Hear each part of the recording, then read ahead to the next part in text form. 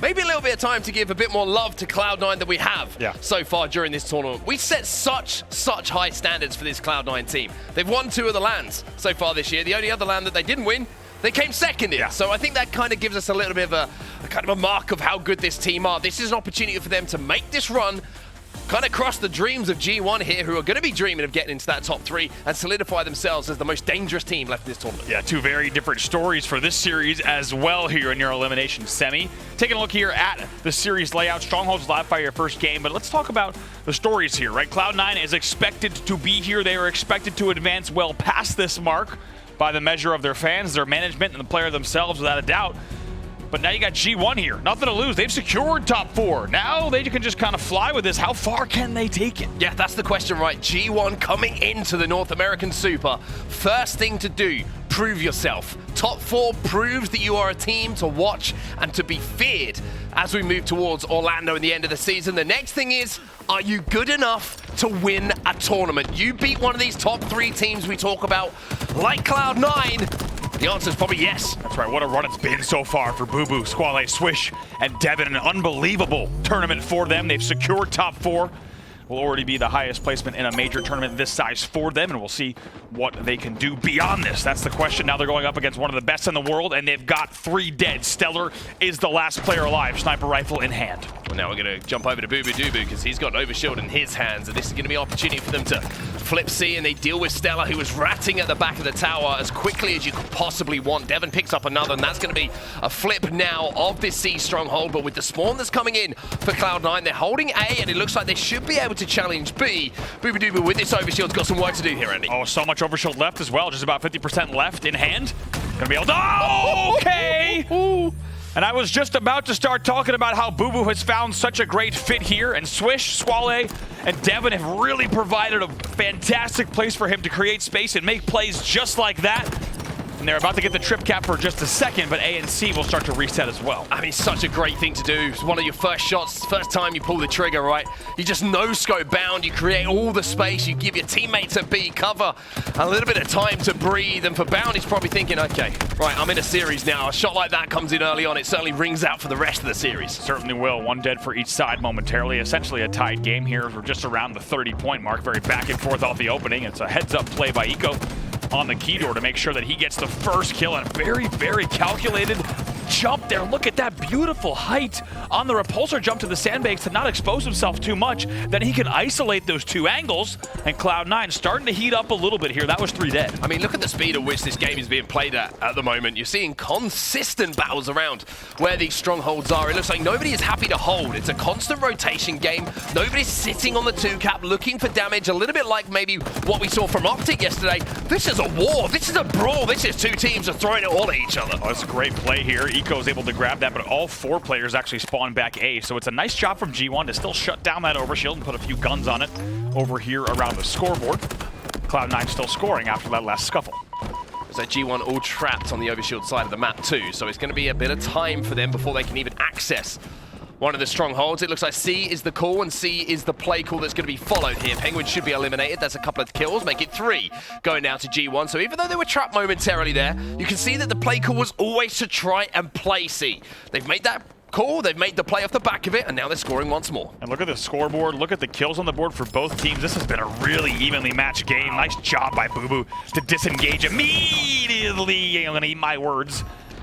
Turns around to see what Eco might be up to, and Eco takes advantage of that with the headshot in the end. 2 dead momentarily for both sides. Eco's got a big fight to win here, and even though he did win it, did manage to convert the stronghold to just buy a few more seconds for his team, as bubu will have to use those moments to reconvert it into the hands of G1. 51 to 61. No real big chunks of time for either team at the moment. It's kind of just been drip-feeding points towards each other or towards themselves as we now have a tie game, but it's going to be G1 who have control of the ends of the map with A and C in their hold. Ooh, and 2 dead. The last 2 players on Nest and back B. That's 4 dead just like that. Pznguin's your first spawner. Great stuff from G1 here. Really impressive, and now they have the information as well as Pznguin just steps into A for a second. That means the spawns are going to be coming over towards scoreboard, and that means with the numbers and the angles and the information, you're going to see bubu make the flank here. You're going to see him make the push. Unfortunately, it looks like Cloud9 double back. They read that one like a book. Ooh, C9 are wise to it, but Devin with a nice shot on the dummy ram, make it 2. Double kill as well on Eco. That will give them now a 3-man advantage. Bound is your last player alive, as Swish picks up a nice double in the feed as well. And this is what you have to do, right? It can't be a one-man show. It can't be bubu doing what he did in the last series. It can't be Swish popping off. Every single player needs to hit the shots. You cannot have a weak link against a team like Cloud9. PreDevoNatoR showing that he can put that sniper rifle to use as well. Another overshield here for G1. They're still scoring, and they are now doubling up on the score of Cloud9. A shot here from Swish. AR comes out to avoid a melee battle to let that overshield get melted off any faster than he wanted it to, but what a great play from Swish to pick up the double, get the overshield as a reward off the back of that, and just like that, it's G1 now leading 126 to 65. 126 to 66. And rising now, as it seems, while all of the carnage and the trades were going back and forth, a flip did coming from Cloud9 to get them into the scoring position they find themselves. StelluR's got responsibility to do as we're watching through the eyes of Pznguin, and he's going to be able to flip C. It looks like that was just Cloud9 trying to put pressure onto A to force the rotation back from G1. That has happened, and now you can see Pznguin immediately decides it's my time to defend B here for a few seconds.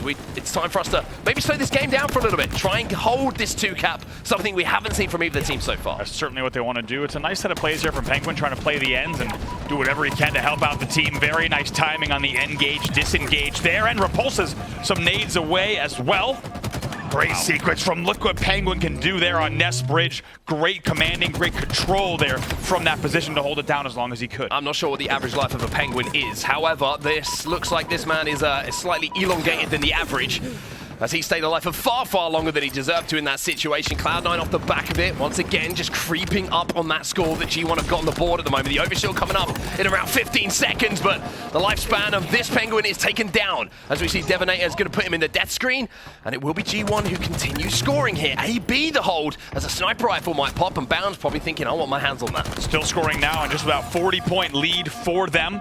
Few numbers to point out on the G1 side of the board. As this overshield's popping up, it should be a stellar clean grab. He will pop that, and they will look to counter. But look at Swish and Devin. It was Bound leading in the game for a while. Now Swish and Devin have not just caught up, but surpassed him. And look at Squallaye's assists. 15 assists on the board when no one else even has 9. He's even as well. 7 and 7 kills and deaths. That is a monster game coming in from Squallaye at the moment. It's showing in the score. You can see 168 to 109. The push and the call seems to be B.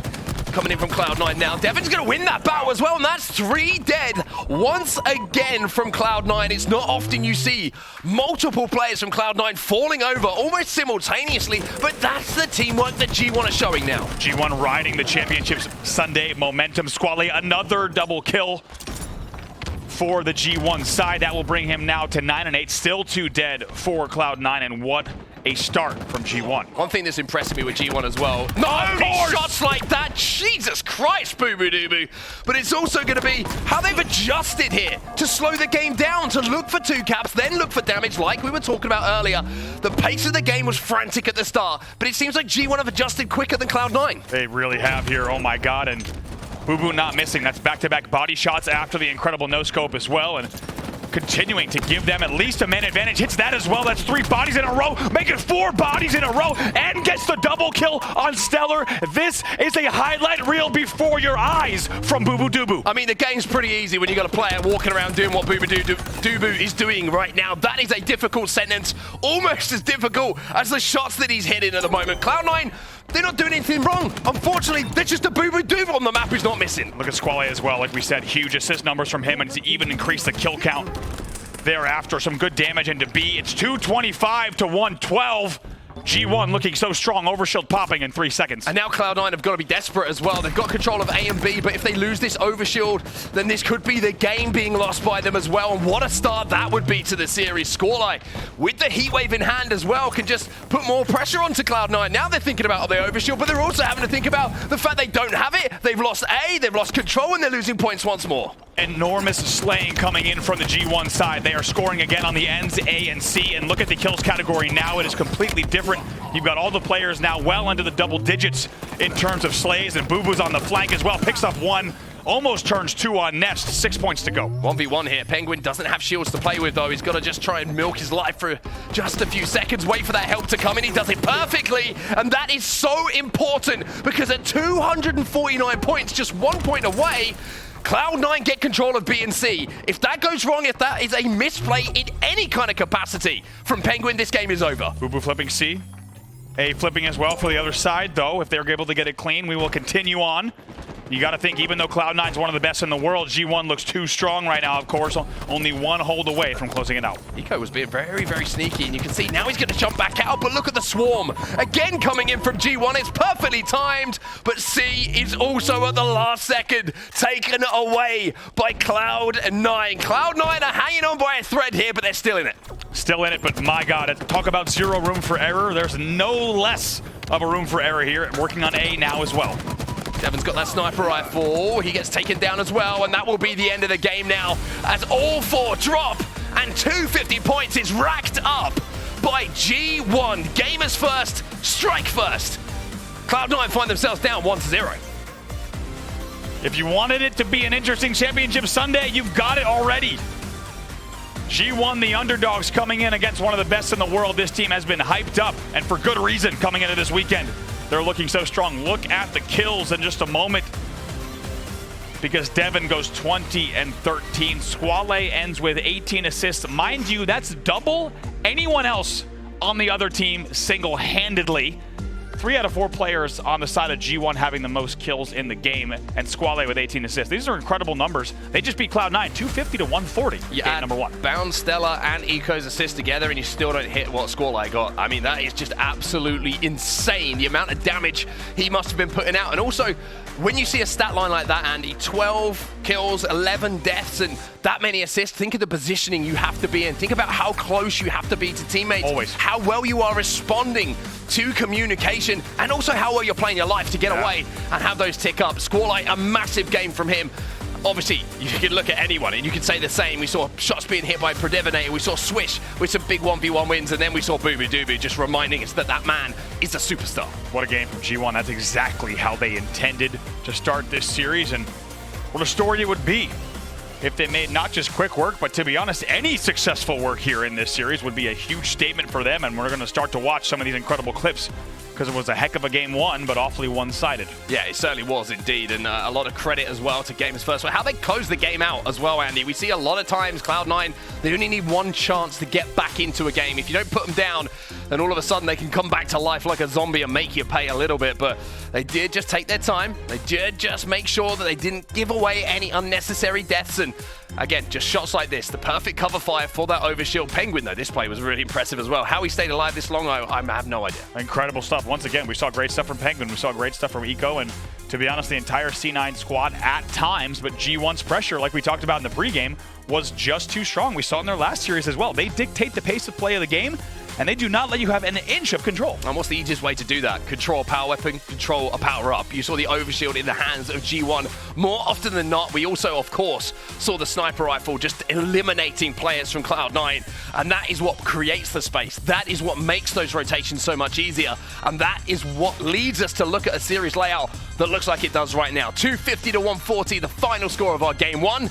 And now we move on to StelluR. It's time to go to the streets. And you got to think, with every G1 win, every single multi-kill, every single highlight reel clip, they just continue to gain more and more momentum, and that game 1's going to do that in a huge way as well. And C9, they're going to start to get worried here, because they are on the brink of elimination in this tournament much earlier than they thought. They certainly are, and StelluR has not been a game type which has been friendly to Cloud9 as well. Whenever you look through a series and you see a 3-1 that's got Cloud9 in when they've come out on the good side of it, usually it's the StelluR that slips through the fingers. They can get a little bit lazy sometimes, in my opinion, when it comes to those StelluR game types. They can't afford to do that now. And I think it's also something maybe they're going to have to address moving forward too, because as we know, in these best of 5s, you've got 2 StelluRs. So even if you're great at objectives, there's always the chance that one slips away and then you go into that game 5. So StelluR's becoming more and more vital to a team's success in a tournament. For Cloud9, it wouldn't surprise me if they bounce back right now with a stomp onto Gamers First. However, G1 looking great. If they win this one, Andy, they'll find themselves on series point. And you have to think, if they are able to get momentum off of this game as well, they may become unstoppable. And to be honest, they're already looking pretty close to that after a game number 1. Here we are into game number 2, G1 versus Cloud9. Who strikes first? It's going to be G1 again. Even though the kills are immediately traded out, that might just have created the space required to pick up the rockets. Wait a minute, Pznguin will not die. Now he does die as bubu. Everything's got a little bit funky there, and It will eventually, as things return to normal for just a few seconds. StelluR, who got those rockets, they will be extinguished, and at the end of it, it's 5-5. Make that 6-5 now, as Squallaye has one of the weapons to use. Of course, on this map, that's going to be the Bulldog. Wow, talk about in-your-face Slayer here. This is a fast-paced start, already 13 kills on the board in under 45 seconds of play. Teams just flying at each other here down on the L and bottom Neons. It will be G1 that emerges with a 1-kill lead for just a moment. Now, my question to you is, what team, do you think that this actually, hold on just a second, because Bound picks up too. I was going to say, what kind of team do you think this is actually going to favor the pace of this game? Is it going to be Cloud9 who want to play it faster? Do you think it's actually going to favor G1? I think with the way G1 was playing, it's going to look like it's going to be their game to lose. I mean, they really brought the pressure in that game on Livefire, which is not easy to do given the angles and the routes that you have to take. If they're able to do it on a game one like that, I expect them to continue that here in this game, but they're going to have to be coordinated because Cloud9 will rip you apart. If you are 1 to 2 seconds apart on the pushes and your timing is just a bit off, C9 will take advantage of that. Well, at the moment, Swish is taking down anyone who tries to push him, and that's obviously helped out by the fact that he has that devastating close-range weapon that is the Bulldog. StelluR is going to try tie things up once again, but Swish has been alive for quite some time here, and I don't know how much longer it's going to last because he misses one Bulldog shot. He goes down. That was a fresh 4 dead for G1. This is the worrying moment for them. Eco flying in. Bound cleans up the damage, but G1, you never want to go 4 dead against C9. Great win from Squallaye there to keep things close. Was the last player alive for just a moment here. Going to be 18-15.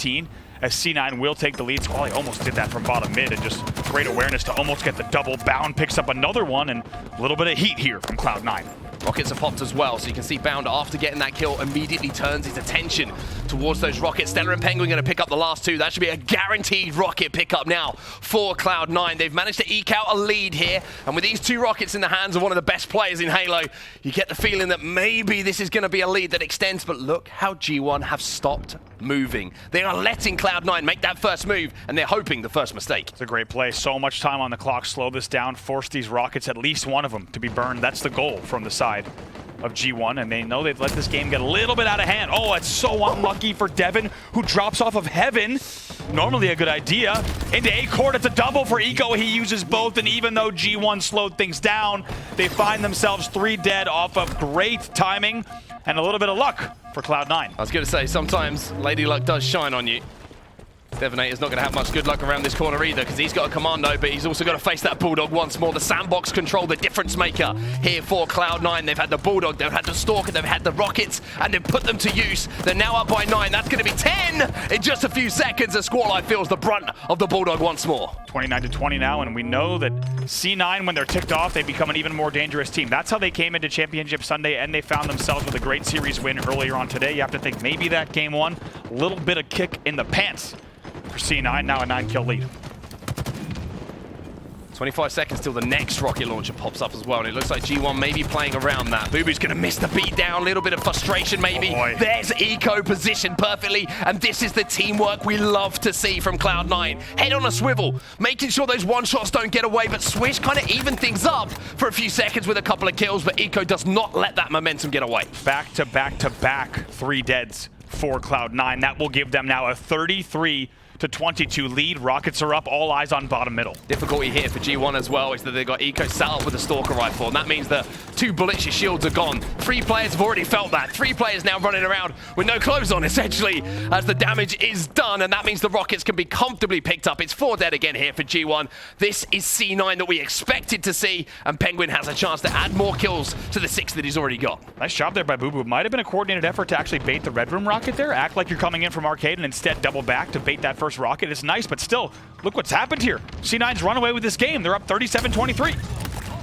Make it even more as well. Pznguin gets just caught out for a second, but if you're looking at the kill feed, all you can see at the moment is not many battle rifles, and that is the difference, right, on this map. If you can get control of weapons, there's so much to play with. It's difficult to fight out of those spawns against a team like Cloud9, who is so coordinated in making sure that they can get damage down with those weapons. You've seen Bulldog, you've seen Rockets, you've seen Stalker, and that's why you're seeing a potential steak dinner, and what a turnaround of response this is from Cloud9. Look at Pznguin, just so sneaky, just waiting, biding his time here, doing the laundry.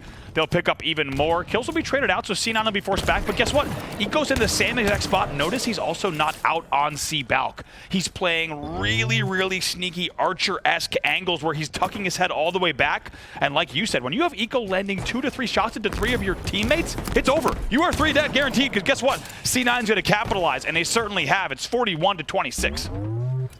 So G1 maybe just trying to think, okay, let's just play this like it's a 10-kill game at this point. Let's just try and see what we can take away momentum-wise at the end of this game towards the next game in the series, which will be game number 3. But great signs here for C9, and signs of life that we kind of needed to see from them after that first performance in game number 1. This has been much more C9-like.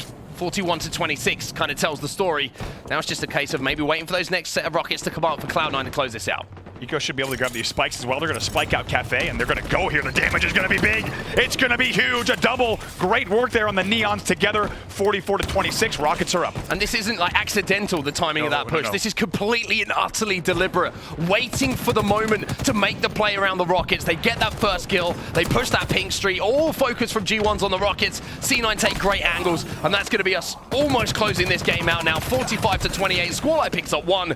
But at this point, that's just kind of like a... We've stopped the steak dinner. This is great news. So that's kind of all you can take away from it right now if you're G1. Need to get one more kill to avoid the steak. We'll see if they can do it. Swish here going to be on the rail, gets taken down, and they should be able to get one, but 3 more kills to go for C9 to close out the game. Well, bubu does have the rockets, and the steak dinner is avoided, but with 3 kills to go, it's just a case of how quickly can we find the last 3. bubu's going to be one of them, you would imagine. He does have the stalker, and he is a difficult kill, so maybe he isn't going to be one of the final 2. Cloud9 looking to close things out, but I kind of like this from G1 as well. Even though it's such a huge deficit, Andy, they're not just letting this game slip away. They want to go right down to that final moment. Absolutely. Great resilience here. They want to stay in the right mindset. This one should be the 49th. 50th should come in just a second.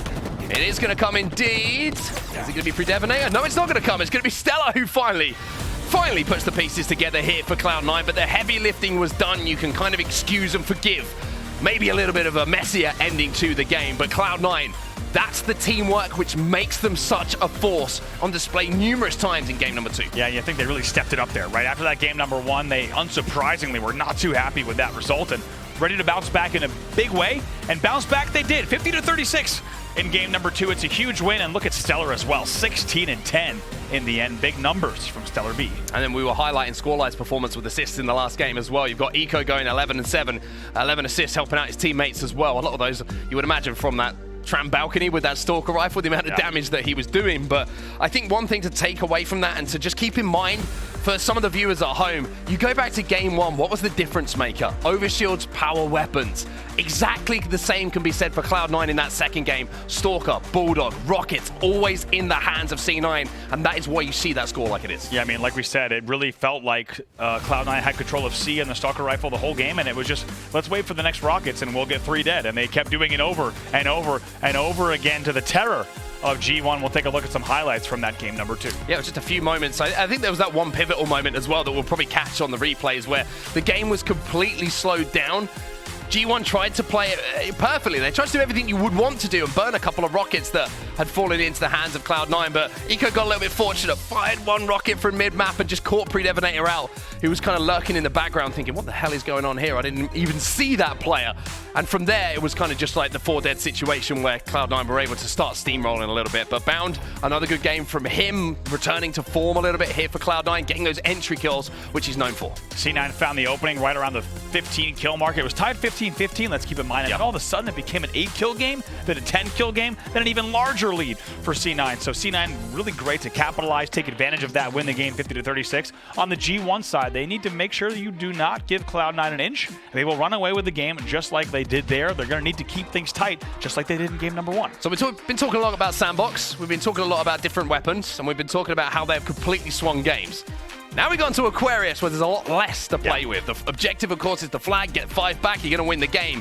You do have dynamos, you have sidekicks, but not quite the huge kind of Santa gift, so to speak, as far as a Sandbox is concerned on this map. It's a little bit more simple for teams and players. This is going to be a very, very interesting game number 3, and one I love to see. Yeah, absolutely. And you have to think with how influential power-ups and power weapons have been in this series, that camo really could decide it, right? If someone's able to get camo dynamos, camo heat wave, heaven forbid all of the above, they really could come into quite a lead here and get some opportunities. And with this back and forth, as this series has now been, you got to think that power-up certainly could be a pretty big factor. Yeah, and I'm sure it will be as well. It's just the ability.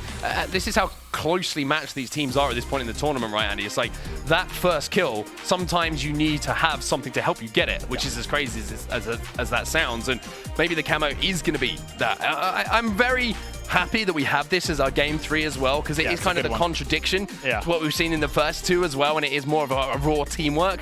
And I think this is the biggest test for G1 here. You know, Cloud9 been historically pretty damn good at Aquarius capture the flag. For G1, they've been pretty damn good at Catalyst capture the flag. So it's a real kind of meshing of like, okay, we've got these 2 games out of the way. We're tied up at 1-1, and now we have that classic arena-style Halo for map number 3. Yeah, it really is perfect. And also, how about for a swing game, right? For the go-ahead game in this series. It's quite a big deal, and you have to think if G1's able to get this one momentum-wise, they stand to possibly take the series. If C9 gets it, though, maybe it's just the deflating factor for G1. C9 going to look to clinch this game, go ahead in the series. Love the way that G1 tried to continue that game number 2, though. Didn't throw it away. Wanted to bring anything that they could into game number 3 to put them in some good habits. Let's see if those habits can continue here. Game number 3 is live. Cloud9 versus G1, all tied up at 1-1. Off the break, it's going to be Bubu with the first pick. Kills be traded out right away. Man, this is going to be back and forth. Like you said, 2 base, 2 tower, classic CTF Halo on display in this game. It's a fantastic one for our game number 3. 3 dead for Cloud9. Bound was the last player alive, and of course Bound gets it. Does not burn the camo, though. He's able to get the kill. The camo will still be down top middle. I think it's still going to be shimmering, and you can also see the Squallaye is pressurizing the Cloud9 base here, so it's not going to be an easy overextension to get hold of that camo for Cloud9. As you can see, it's actually going to be burnt by bubu dubu. He tried to just get his head down and strong siding to keep the camo in their hands, but the camo will be a non-factor. So that was our first question in the game. Is the camo going to create an opening for a team? The answer off the rip here is no. Throughout this tournament, different players on G1 stepping up at different times. Look at Squallaye, already 4-1 in this game. Devin not too far behind, 3-3-1 for him as well.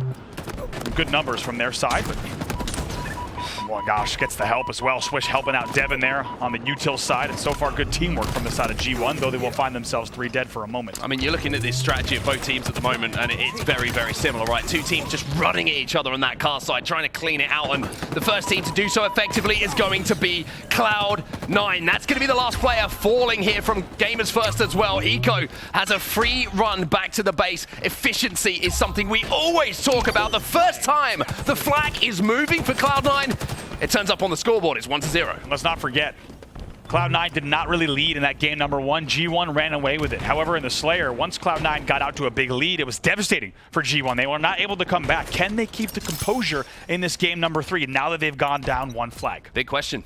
Big question. If they strike next and they manage to tie it up, maybe we see a longer game. But as you say, if Cloud9 get that second flag, then what does that mean for the mentality of G1? And how they approach the rest of the game. For now, it's going to be G1 who find themselves on the back foot once more. StelluR has had a great start to this game as well. Maybe not showing up in the stats as far as a standout. He's only 5-4, but the positions he's been in, he's been such a nuisance to deal with for G1. He absolutely has. Looking around to see where that last camo went. Camo's still up. It's been up for, I want to say, over 60 seconds of play at this point. Still going to be popping there, and we'll see who's able to get there. Right now, G1 with a lot of presence. Swish is the one who flies through and pops it, but he might get taken down. That's a burn of the camo. Unfortunate for G1, they weren't aware of that angle. What a veteran play here from StelluR as well, right? A lot of players would have thought, oh no, the camo's up. I've got to maybe rotate back here. I've got to try and get a flank on top middle. He knows his teammates are going to do damage onto that player. He's just waiting for him to drop to what he believes is going to be safety. And now you can see StelluR wrapping back to make sure he's always in a position to finish off damage being done. Now he's dealing damage onto Swish, and somehow, some way, this man's still alive. Superhuman. Just fights through everything, knows he can get the return, gets the help as well, and continues to challenge throughout it all, and that will bring the flag back home to base. Couple of kills. Do go the way of G1 though. So it's going to be a little bit slower for now. It looks like a full reset on the map is about to occur. However, not for long, because Cloud9 lose all 4 players immediately. Now, how good are you at cutting off the overextension? How good are you at picking up those spawn kills, G1? Because we saw Cloud9 were perfect when they got that flag moving. If they can do something similar, this will be tied up at 1-1. They get bound down again.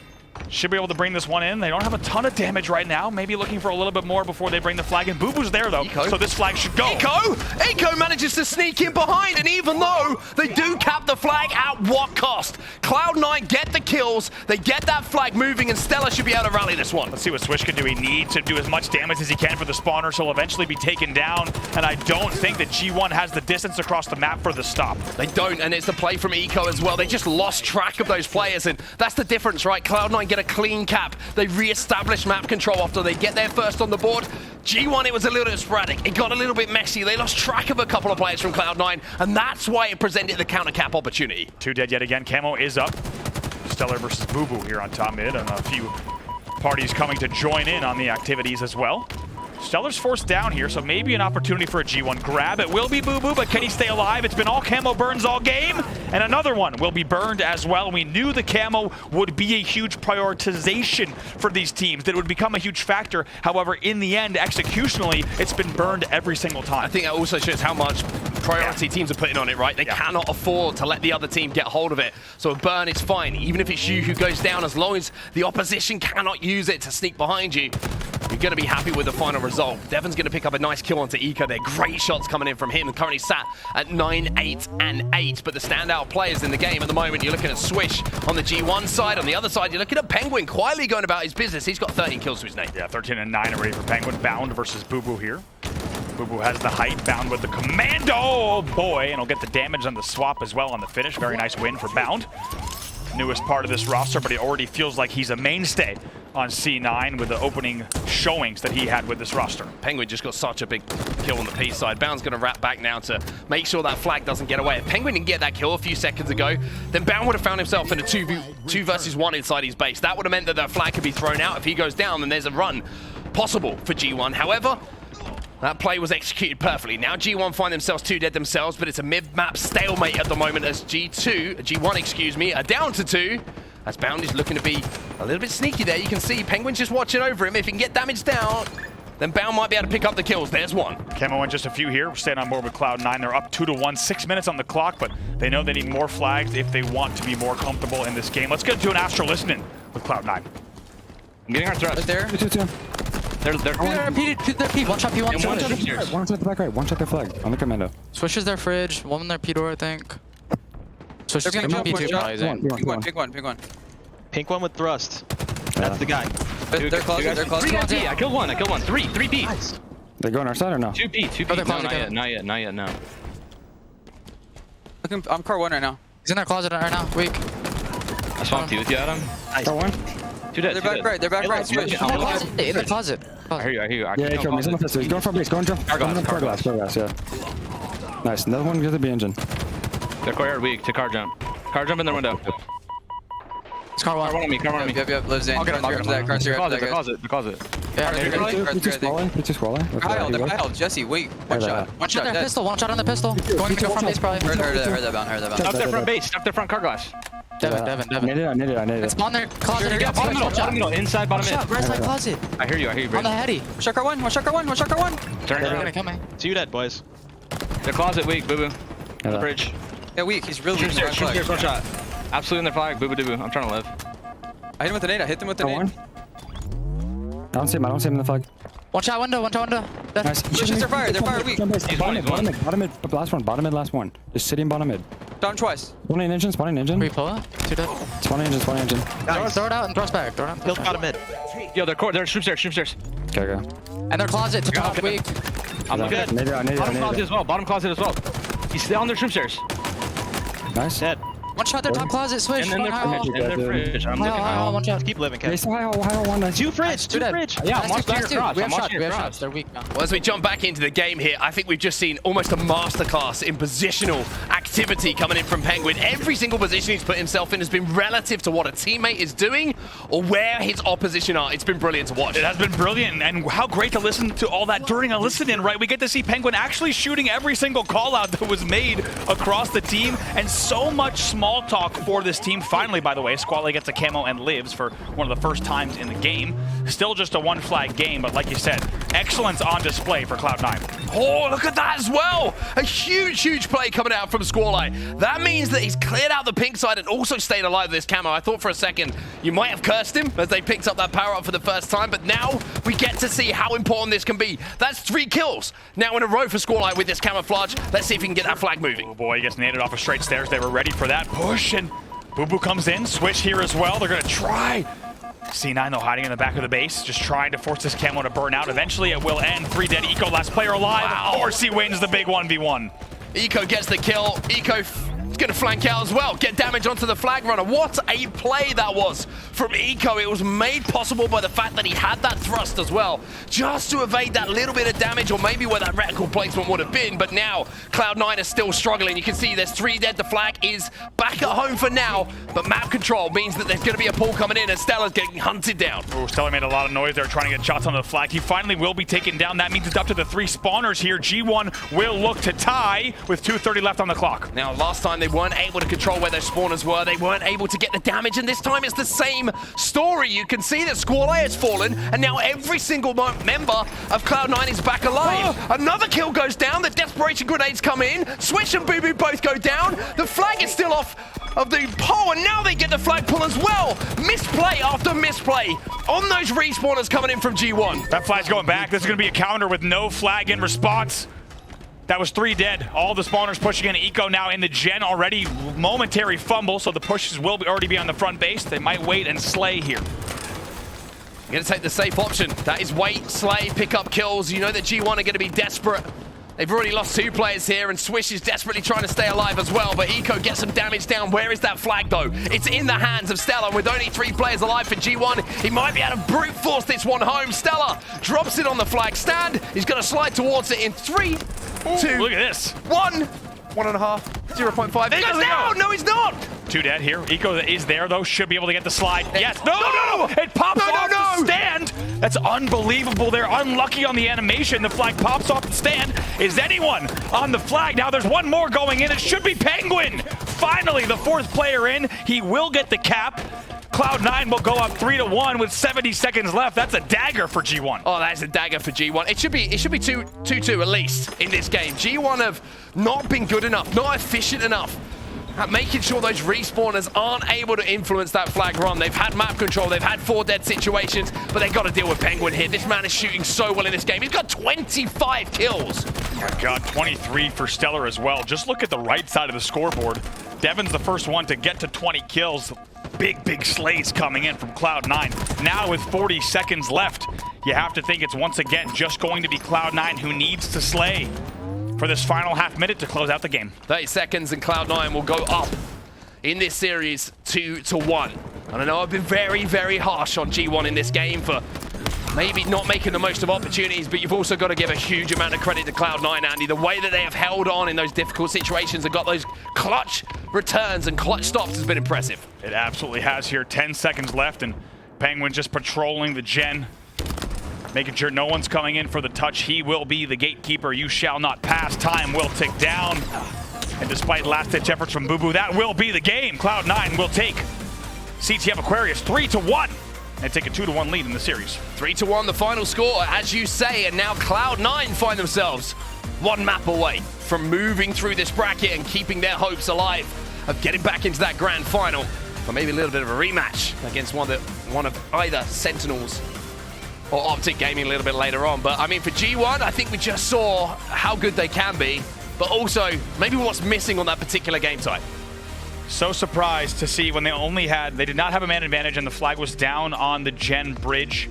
They went for the run without any damage, right? They tried to force that run. They get stopped on the flag stand in the end, and it does cost them. C9 will pounce on those opportunities, and that's exactly what they did. 27 kills for Pznguin, 24 for StelluR. Bound picks up 22, and though Eco might have been a bit low in the category, he leads the team in assists, and all around a fantastic effort for C9. I wish we could actually have a replay including that listening at the same time, because you can see exactly why those stats from Pznguin look like they do. A huge amount of damage, a huge amount of assists, just continually processing information and putting himself in the best possible position for his shields to come back while he's continually doing damage. It was a masterclass from Pznguin on how to control Aquarius, capture the flag. If you're watching, and you get the opportunity to go back and watch some of that Pznguin POV, you're going to become a better player. I mean, it was unbelievable. Also, the listening was so fantastic, and you're starting to see C9 once again find that final form. And really, the story of the game was camo burn after burn after burn. But talking about C9's comms, so much of their communication is little things like this: Zane, stay alive, right? Zane, it's all about when the players have help and when they don't have help, where they need to push, where they don't need to push, and it's just really these little things. Look at this play as well, right? Bubu is here, so he's going to get the cap, but Eco, not on the scoreboard, but Eco gets the back whack there, and then that leads to their first counter. Really great stuff here. It was a fantastic game number 3 from both sides, but in the end, it was Cloud9 winning some very, very key battles to take the game. I want to touch on the communication again a little bit, because you raised something that always makes me laugh. I see people like maybe who don't watch a huge amount of competitive Halo, competitive FPSs, they're tuning in, they're enjoying the stream, and then they're like, why is he just saying stay alive? Like, isn't that obvious to do? Like, but it's not just the command to stay alive. It's not what's being said. It's the information that means to the team. That means take your time, re-wrap, get your shields back in position. I am going to push instead of you. All of these things which are kind of not relayed in that, you know, fully in that sentence, just condensed into something as simple and as efficient as it can be. Yeah, it really is amazing. Even look at this, by the way. That's ridiculous to see that flag not capped. Spartan cap animation, just flag kind of comes back off the stand right at the last second. In the end, though, that flag will go in, so it will mean a 3-1 win for Cloud9. And I do think 3-1 accurately reflects how that game was actually played. I do agree it should have been 2-2. I think G1 could have looked for more damage at the 2-1 mark. It cost them that they didn't, and it led to a counter cap. 3-1's your final, and Cloud9 will lead 2-1 in the series. Yeah, I agree with you. It's 3-1 because Cloud9 played the situations better. G1 let themselves down a few times on some of those flag runs that did go through, but that's done and it's in the history books now. Now they have to reset the mentality because we are moving into a control-based game type now. We're going to King of the Hill on Recharge, and this is going to be a very interesting one because our other control-based one, you're looking across the scores here, this is where G1 did kind of flourish a little bit earlier in the series. Yeah, pretty one-sided in that Strongholds live fire without a doubt, and once they took the lead, they did not look back. However, it's been just about the different story for the side of C9 in the next 2 games. As you say, King of the Hill Recharge going to provide a little bit of a different flow in this game and maybe an opportunity for G1 to get back in the series. And if G1 do get back into the series, look at that game number 5. Oh boy. That's going to be Slayer Catalyst, and that is a coin flip at the best of times. We saw a... Sorry, go. I was going to say, we've seen G1 play very well on Catalyst this weekend. Yes, we have. So far. Yeah, 100%. And also Cloud9, in those kind of games, they did clutch up against E United. I think actually, well, that was their game 5 that they had a little bit earlier on. So to beat E United shows that Cloud9 are pretty good at that as well. But we'll have to see if we are going to see Catalyst come into this series and have a say in what way the series does end up going. But King of the Hill Recharge, who do you fancy on this one, Andy? I think just based off of the series we've seen so far, you got to go G1, even though C9 is starting to look dominant. Okay. And the fact that they right now are showing no signs of slowing. If raw game type alone, I'm taking G1. However, is the C9 momentum too strong, right? Is C9 starting to heat up in a way and maybe deflating G1? You have to see. Got to disagree with you a little bit here. Very rarely this happens. Very rarely this happens. But I think this. I don't blame you. I think it's is it about the way the game will be played, or is it about momentum? And I totally see where you're coming from. That C9's looking too strong. Yeah.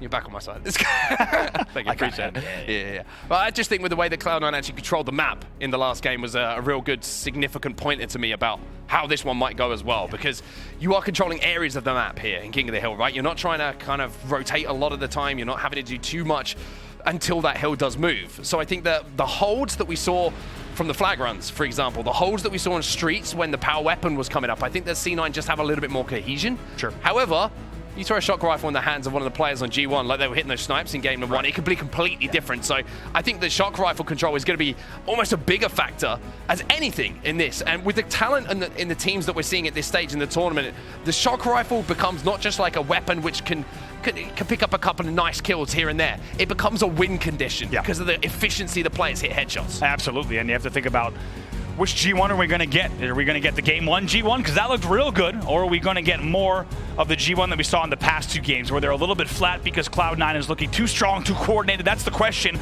Right now, G1 with their tournament lives on the line here in game number 4. C9 with a chance to advance yet again. Here we are into King of the Hill on Recharge. StelluR gets the first pick off the rip here, and that is massive. as that just means that G1 are going to be on the back foot at the start of this game almost immediately. StelluR actually picks up a couple of kills, and now bubu's going to be last alive. That means full hill control, full map setup, and a camo all ready for Cloud9. The perfect start for them. Yeah, what a start here for C9, and Eco is just going to stay alive. Unlike the last game, he's going to get away with that camo. A little bit of a fancy ogre twitch bottom middle as well, as the time is just going to continue ticking up. He'll grab a repulsor as well. One dead for each side, and the repulsor, bye-bye, doesn't even need to shoot him. Oh boy, see you later.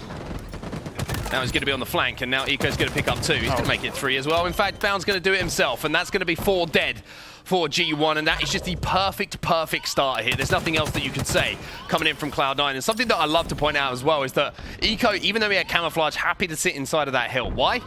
Because everybody from G1 is in the death screen, so it doesn't matter who is in that hill for that 8 seconds or so. It means that he's just going to be getting guaranteed time, and now he is doing his best Dave Walsh impression. He is destroying everyone with plasmas. This is devastating, and how rarely do you see this on the bottom middle hill? It's already over. That's the first point, and that's got to be one of the fastest recorded first points that we've seen in official HCS play in some time, possibly ever. G1 being taught a little bit of a lesson here by Cloud9. This has been an amazing start, and it's all been because of this man on your screen. He's 5-0 at this point. Obviously, I curse him immediately and make sure that he picks up his first death, but G1 need to start locking down this long haul. They have managed to do that. Bound is last alive. He manages to do some damage, but gets picked off here by PreDevoNatoR, so now this is an opportunity for G1 to answer back. Wow, Cloud9 outslaying around 15-8 just moments ago. That is quite a difference in the opening moments of the game, and unsurprisingly, off of the back of those slays, it leads to a very comfortable first point, but right now, some good control from G1. Let's see if they can get the right damage. I love how Eco's playing this as well. You know, he's just given his position away to G1, but he's backed up, waiting for the rest of his team to get across the map before he has to re-engage and allowing Pznguin to do what he does best, but now he finds himself as only 1 of 2 players alive. He won't be able to get that camo as well, and that means not just the power up, the shock is now in the hands of G1 too. Was 2 dead for C9. Oh, Squallaye with really an opportunity here. Knows he needs to play this right. Slowly going to flank around. Very nice job. Takes his time with Eco. Sees another one here. The time will continue ticking up.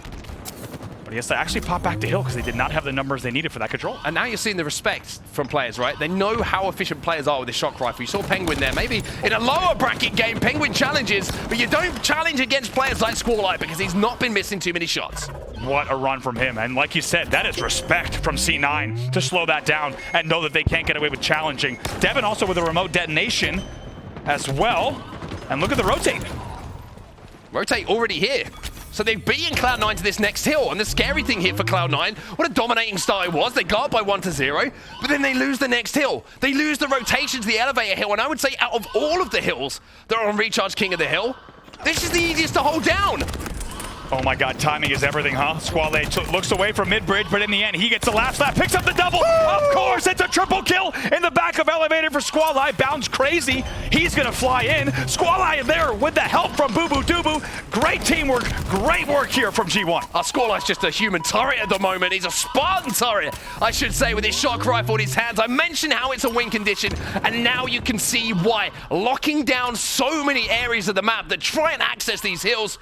If you got a player like Squallaye, just hit body shots, headshots, there's nothing you can do. Wow, did he ever play that perfectly? Holding the mid-bridge angle, backs off of it. The point will be recorded in just a second, but they're going to wait. They're going to wait and bake at the damage. It's a killing frenzy against Cloud9 for Squallaye. Wow, this man's on fire. He's currently sat at 10-3 in those 10 kills. They've all come in a row. He was 0-3 to start this game off, and now he's starting to heat up for sure. And what a turnaround this has been in this game. G1 now in the lead, 2-1. Sword in the hands of bubu, camo in the hands of bubu. Pznguin trying to survive. Oh boy, bubu plays it very, very well against the pillar. And all this off of the back of the timing and the damage here. Still 2 dead for Cloud9, and G1 really with some great game management here. bubu with another one, a killing spree for bubu as well, and a double kill, back-to-back 2 deads. G1 will continue scoring, and they're starting to once again look like their game 1 form. I mean, this is crazy. They're just picking them apart. At the moment, Cloud9 cannot get any kind of push going without being the first death. This time, they do get the first kills, though. Now they have a numbers advantage, but they don't have the weapons as bubu flies in to take down Bound. Just like you pointed out, Mark, it has come down to control of weapons and power-ups, and oh boy, Pznguin's gonna come in finally and actually challenge, but then have to stay along the box, so it will be 2 dead for G1. Still lots to play for. on this back hydro point. 2-1 though in favor of G1. They find themselves 3 dead. Squallaye first spawner as well, so just trying to get in a position to maybe do a little bit of damage. He's got the shock rifle back in his hand, so important not to over-challenge Squallaye if you do see him from Cloud9, and trust me, they will be relaying that information to each other that Squallaye has shot. Devon's going to get the first pick though. Now the push starts to formulate. Squallaye takes down Pznguin, damage onto Eco as well. Bubu though, don't think he reacted to the call out quite quick enough. It's 2-2 on the map. Yeah, 2-2 on the map, but right now they're trapped in long. Swish is the last player really in position to make something happen in the back.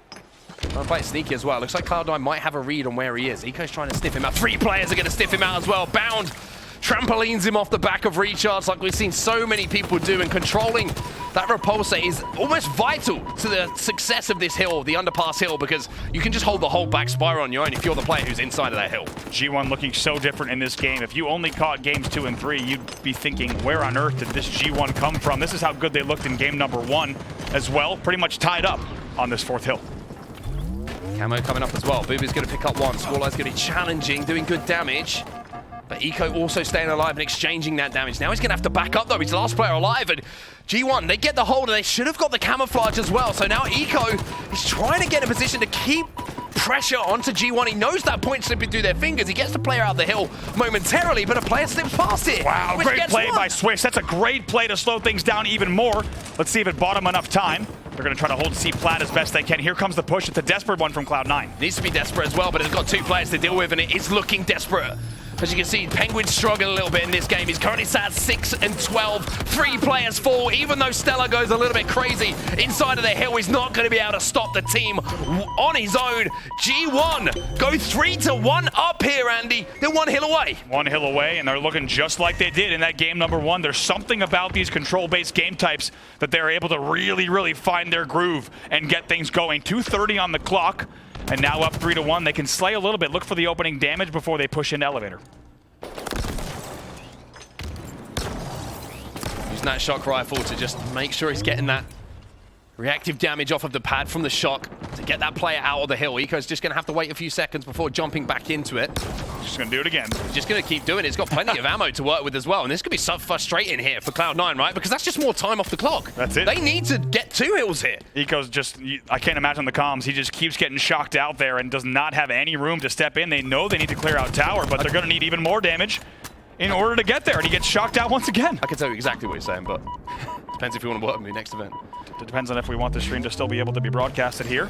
2 dead for the side of G1. Devon actually has the shock now, and he's going to continue to do that damage onto Eco. Eco finally gets the angle he needed, and it will be C9 scoring it again. They're about 50% done here on this hill. Yeah, StelluR's going to push that out as well. So Devon doing what he could to be just like a nuisance, a little rascal in the top of the tower, just keeping Cloud9 out for as long as he could. But now Cloud9 have complete dominance of the map because he bounds responsibilities to deal with the player up on pipes. Eco's just dealing damage from inside of the hill. And again, showing a perfect example of what your hill player can do. It's not just a case of standing still. You need to be the player that takes focus away and deal damage. Now Cloud9 have 2 minutes exactly to get back into this game and tie it up. G1 put a little bit of fight up for that hill in the end. They actually lose camo as well. But StelluR able to get it here. And with 2 teammates dead, he needs to make a big play to try to get a tied hill. Bubu's got that shock. StelluR's coming around the corner. Oh, it had to be a huge play from Bubu, but instead he gets enough damage down. StelluR stays alive with the camo, but it's dissipated, so now the camo won't be too much of an influence.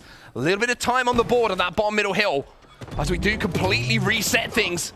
Goes early onto the favor of G1 as StelluR goes on a killing spree as he shaves the head of Squallaye. My God, what an angle. And you have to wonder how G1 plays this. We've seen them previously, actually just their earlier series today. They don't slay out on the last hill, even when it was bottom middle on streets. They want to win on this hill here, and right now they're looking to play control game. They're not playing slay heavy. It kind of cost them on the last hill. Let's see what they could do here. Only 120 left on the clock. Well, it's Cloud9 who have to make the plays, right? They're down by 1 hill. They need to do something to tie it up. That's why you're seeing StelluR just waiting for damage before they try and jump inside of that hill, but 2 players have now fallen. Bubu takes a little bit of damage, but G1 now can jump into that hill because 3 players from Cloud9 have fallen. This is perfect, as now you're going to see StelluR trying to keep pressure on, but he just can't deal with multiple players from G1 just flying towards him and shutting him down. Huge trade from Squallaye there. Eco picks up 1, Pznguin picks up another, so 3 dead for G1. Bound, trying to stay alive as well. This would be big. Squallaye is still the last player alive. 54 seconds on the clock. Clock will stop, and this is down to the wire between these two teams. It's a really good setup, though, from Cloud9. They're going to get the camo as well. Bound has camo inside a hill. That makes it even more annoying to deal with that player.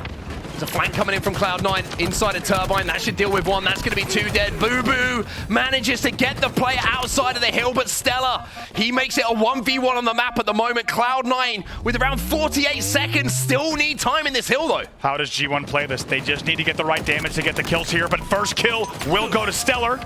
They need to trade this out if they can. Oh, God. How weak Cloud9 are. G1. They get the pick onto Bound inside of the hill. Devon gets another one as well, even though StelluR answers back with one.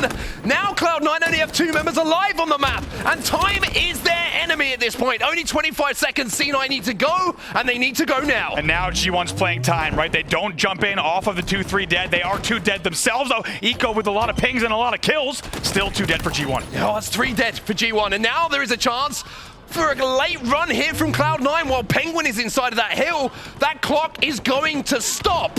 So Cloud9 still have a chance here. One more set of slays, and they tie this game up. Oh boy, 2 dead again. Cloud9's going to get this one here. They're going to put it on with only 13 seconds left. 13 seconds left, but they still have to convert. They still have to convert, but it won't happen as Eco is left on his own. And G1 make a Herculean play towards the end of this game to clear Cloud9 off the map. That was massive. That was game-changing.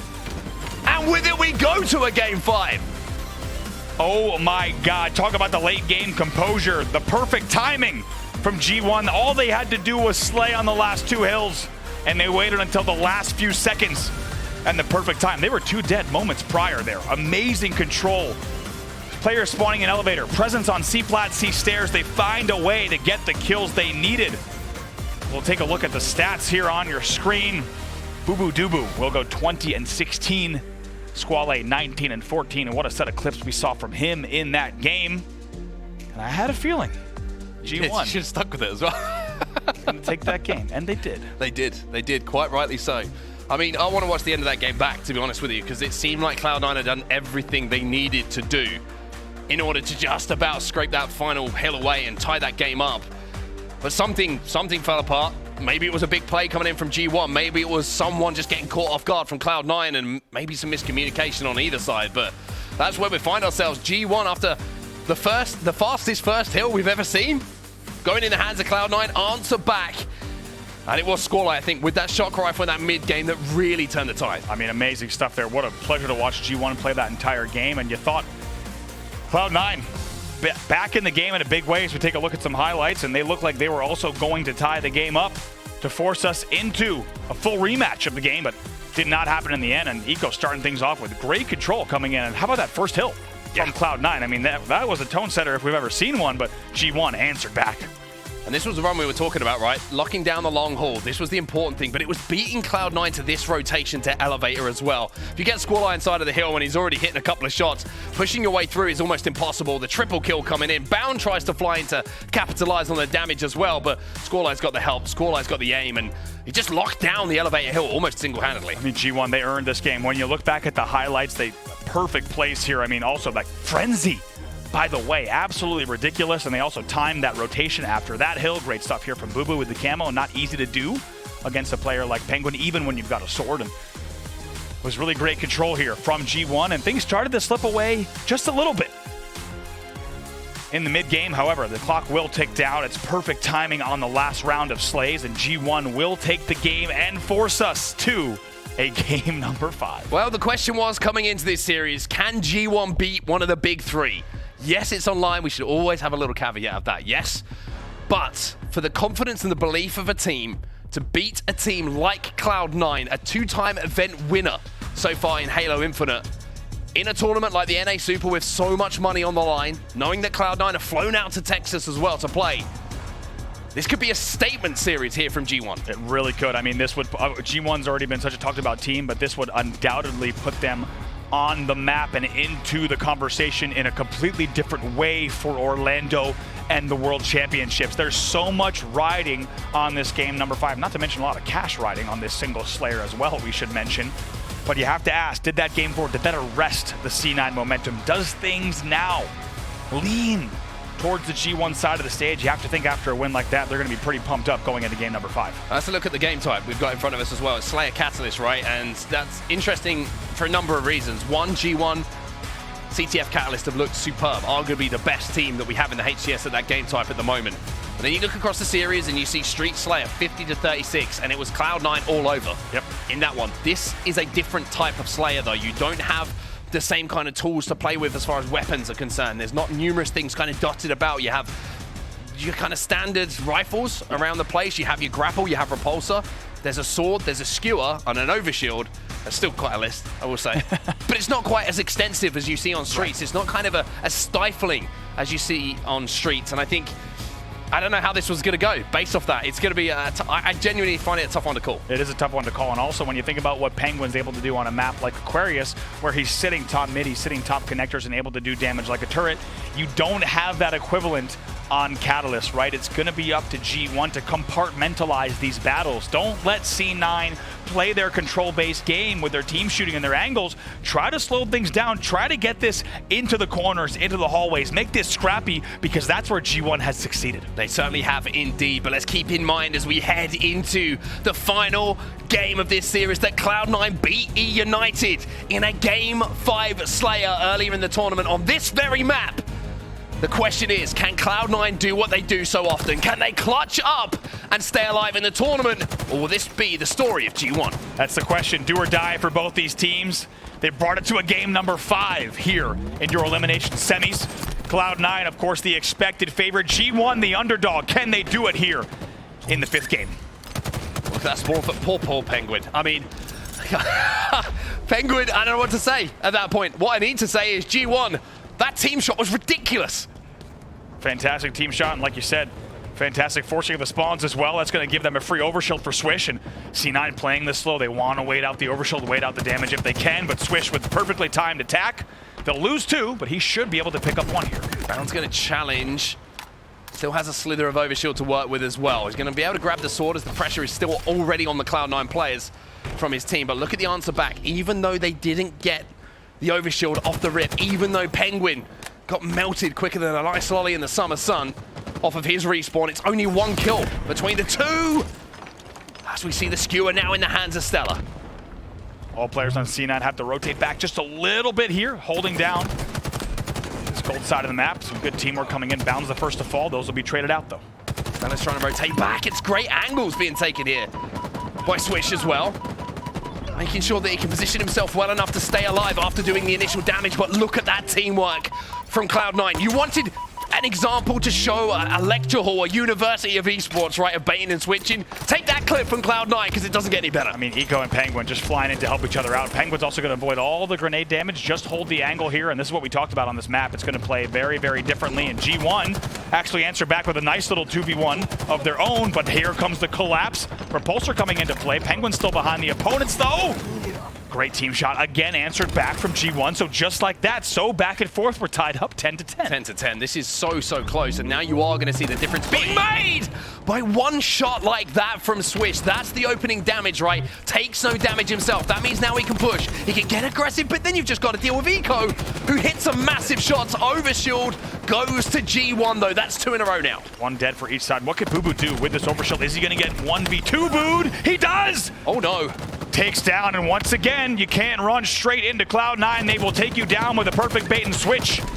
And as a result, the game will be tied up at 14. I mean, this is ridiculous so far. Both teams' teamwork has been insane. Like, the trades that are coming in are almost instantaneous. And for Cloud9, I think you've got to say they've probably had the better start to this game, considering they haven't had the 2 power-ups in their hands. They still have the game tied up at 15 all. Absolutely. Like you said, great baiting and switching. Great 1v2s of the overshields, and it's really paved the way for them to stay so close here. G1 able to get a 1-kill lead for the moment. Pznguin realizes he's got no help here on this side of the map. He's going to wait for that help to arrive before they formulate another push. Bubu's going to have a 1v1. StelluR's going to be there to help out as well. Now the teamwork exchange comes in from G1 as Pznguin has to play his life. Swish is going to be challenging, but Pznguin picks him off after that damage is done. And most importantly in that situation, Andy, he stays alive, keeping those deaths down as Squallaye takes him down into the death screen. My God, I mean, very rarely do you see a Slayer that's this back and forth, this tug of war, 20-20, 21-20 now in favor of G1. Next overshield, 27 seconds. Is there a grapple available for a player? Because that could be another opportunity to grab it. Evan with the frag grenade this time. He's keeping it traditional with the sandbox. He's going to give a 2-kill advantage here.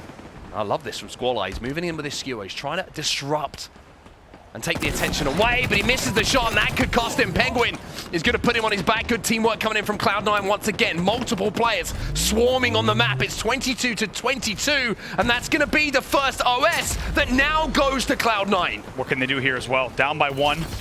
Sword in hand for Pznguin. They do lose StelluR, but kills will be traded out, so still just a 1-kill game. Eco's just trying to bait as well, you can see. Squallaye, he should be dealt with. Eco dealt with his own problems, and now you're seeing what a difference it can make. Cloud9 swing into a lead. Now it's only 1, but the pressure can be felt here by G1. They're flying forward, Cloud9. They want to damage. They want to take advantage. They want to get as much map as they can, as Pznguin now decides it's time to slow it down once more. It was a big play call from the side of G1 to go into the courtyard to try to win that battle. They lose the first player with the skewer, and in the end, C9 capitalized on the damage. It gets them a free overshield as well, but they're only up by 1. Let's go into an Astro listening here at the mid-game for the play call with Cloud9. There. One on the commando. He's all the way out, Spikes. He's trying to aid. He's still down here. You're alone, Kevin. One top all over here. Yeah, I'm gonna be alone. I'm gonna be alone. Is there any way we can gonna get go Our door, Kevin. Our door, Kevin. He pushed through. Switch. Slow down here.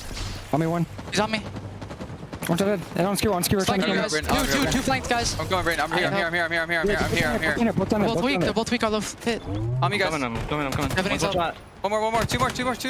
Both on the shoulder. I got one. Got one. Nice. They're shooting me in the back. Shooting me in the back. stay together? Live. I'm Come dead. here. I'm dead. I lived. Stay together, guys. Yo, I'm coming skewer in a second. Where? Watch out their main switch. Watch out their main switch if you have a nade. There you I go. don't have a name. 30 seconds OV. Watching high Brayden. Wall's gone. Careful, crossing back right there. Yeah. Coming back to you. Coming back to you. Yo, I don't see one low. I'm looking through the glass. I'm walling. Okay. Let's go. seconds. I don't see a single thing. I'm watching our flank. They Grapple's could be up. here. They could be there. Grapple's Alright, up. Grapple's up. Wanna go for grapple? We push that base. I don't even see anyone. Third sword. We could. I think they're just holding sword, Loki. Yeah. Good job. We have grapple. Should I even try to grapple this, bro? Like, There's spikes. Yeah. The only way you Nah, can what do is you- I'm gonna grapple the Sorry. skewer. I'm gonna grapple the skewer. Top sword. They're medium. Yep. The second sword. That's 2. Nice. They grappled, or is that you? That's us. They have sword control. Wait. There's spikes. Bottom sword, 2 of Live, them. live. Watching Don't get bottom. low. Watching bottom. If you guys can ping, that'd be great. Alright. One on One's right me there. over One is here. right there. We can't This get shot. over right now. No. No problem. Okay, how do we get that? We gotta We go. have to put pressure on sword. If we They're on can't put here. pressure on sword, we can't get it. Yeah, 2 sword at least. 2 top Yo, sword. go Try to You get wanna an angle. You want to push right a little bit? Yeah, I'm down. Yo, one little pit over here. I'm coming in. On me, Coming on me, in. on me, Nothing's in. Two. I'm gonna die, I think. I'm probably gonna die, right? Live. Stay there. I'm here. Just go. We're not looking over at all. Oh, he's going for Ovi maybe? On blue Main spikes. got him. Main weak. Yeah, hit that. I'm not there. leaving you, Kevin. I'm not there. Yeah, you're good. Yo, I'm Over's here. good. Over's good. They needs help. I'm looking in.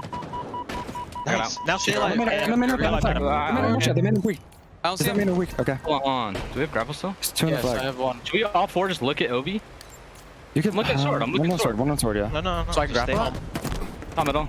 Their main Yeah, ramp. so you can grapple it. Stay alive, James. I can't. Hold on. No. Back up. Just back up. On it. Look at it. Yeah, I'm on it. Oh, yo, and flanking bottom skewer. Yeah, got me. He flew it off. He's coming up that ramp. Alright, they're gonna have sword. Up the ramp. He's weak. Watch out. Live. One bullet. Bottom skewer. On our main ramp.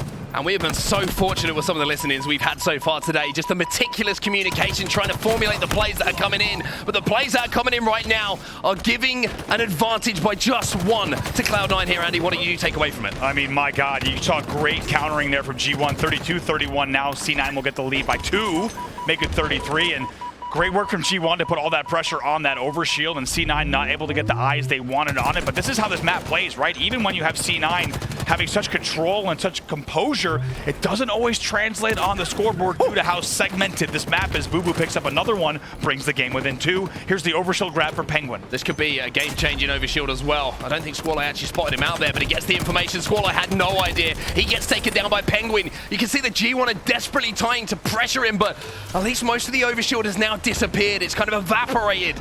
if you're a G1 fan, but Cloud9 now looking to use the overshield, looking to use the distraction to get aggressive, and he's going to get backstabbed here by Pznguin. Great job from Pznguin. Look at the route. Wow. Look at the timing. Picks up the double kill as well. And at a very, very pivotal time, now it's 37-34. Arguably one of the biggest swings we've seen in the game, the biggest leads we've seen in the game.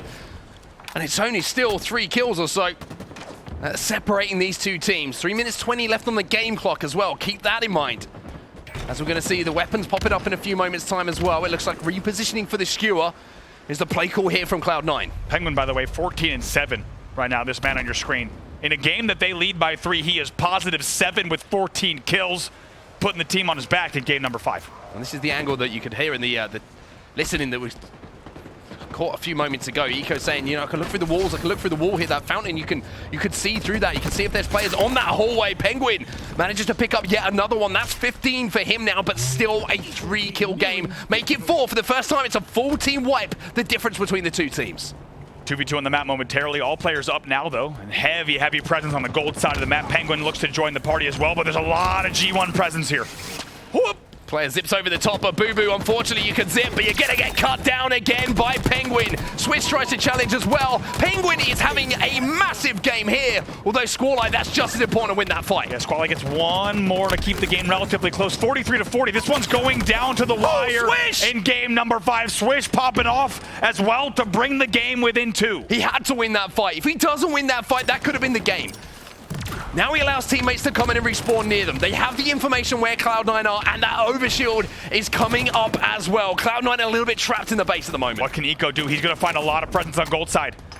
This might be a G1 overshield just based off of that, but Pznguin's bottom. No, Pznguin's spikers. For a second, I thought he had snuck across the bottom here. So 2-kill game. This overshield could decide it. It could well do. It could well do. And now if I'm Cloud9, all I'm thinking is don't let G1 get it full. If we have to commit and we have to throw ourselves off the map, then maybe we do that, but StelluR's going to make a play. Takes out bubu dubu. Now they have that numbers advantage. Surely this is an overshield that will go to Cloud9. Bound's going to move forward smartly, but no, he gets absolutely melted. Devon's taken down a 1-shot. Bound's trying to clean up the damage. Pznguin's going to do it. It's still a 2-kill game here. Oh my God, and just when you thought Cloud9 had it, 46-43. Should be traded out. Now his game's still within 2. 46-44. Where is that overshield bottom middle? I don't know if it got burnt, if it got dropped. I don't know if it was just completely and utterly melted, but Pznguin, There it is. has 60 seconds left in this game alongside his fellow teammates on Cloud9 to just hold on at this point.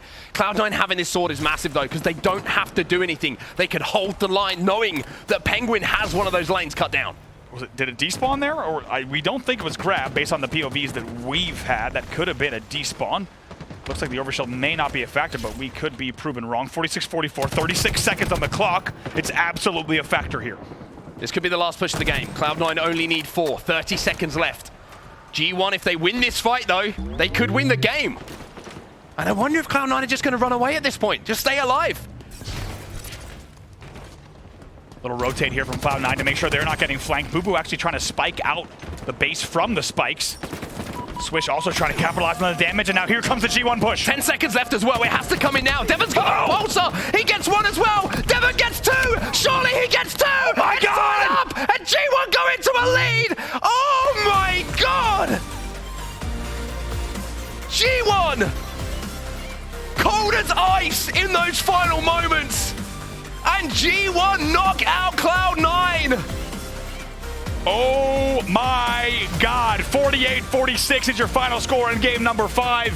Bubu gets the opening damage with the spike. Swish pushes in as well, and Devon comes in with the repulsor, wins a 1v2, and they will take the game and the series to knock out Cloud9. My God. I'm in shock, genuinely in shock with how that game just ended up, you know, concluding. That was absolutely, forget about the stats. It doesn't matter whatsoever. It was that last few moments of that game. The last few moments of that game, Cloud9 win those 9 times out of 10. But this is G1. We were asking, can G1 beat a team like Cloud9 in those moments? We just found out. And they did not get the sword lunge. Devon comes up there. That should have been an easy sword kill on the jump up. Instead, Devon turns it into a 1v2. And all Cloud9 can do from their death screens is watch them go 4 dead. That was 46-44. It's a perfect 4 dead. Yeah. They win the game 48-46. That was the most unbelievable end to a game we've had all weekend long. G1 takes down Cloud9. I just watched StelluR pick up the sword, and he's probably thinking, I got to trade here at least. I just noticed as he came around that corner, Devon, he had that repulsor. Here is the replay in those final moments. Look at the score here. It's 44-46, Andy. You get the feeling that Cloud9 have got the map control here as well. They've got the information where the push is coming in. I'm so glad we get to watch the full 36 seconds. This is unbelievable. Like you said, full Ivy side control here for Cloud9. Now they rotate back to the base because they do not want to get trapped on Ivy. It's a great rotate. They actually out-rotate G1. Look at this. Look at the damage, though. Ready? Bubu spikes out. These spikes hit. Look at the damage. Swish now right away comes in from the gold side. He's going to start doing damage. They're still okay. Pznguin, look, he should have the angle here on Devon. The difference is Swish makes that distraction, doesn't get the lunge, Devon. A little bit of desperation, and then the repulsor back to get the double kill, a simple double kill. He keeps his shields as well, and with all of that distraction that's going down, with the deaths falling on that side of the map for Cloud9, that the other two players just get collapsed on. It's a magnificent push coming in from G1. Imagine, and as you can see, we couldn't imagine, can the G1 comms at that moment, when they win that game, they have got to be popping off massive credit and congratulations to G1 for their highest placing of the season so far, and they're not done yet. But what a time to do it here at the Super. What a time to do it, and let's give it even more credit, because they were one game away from being out of the tournament twice. Wow. So it's a monumental effort. I mentioned a Herculean effort in that King of the Hill game. That's what it was from G1.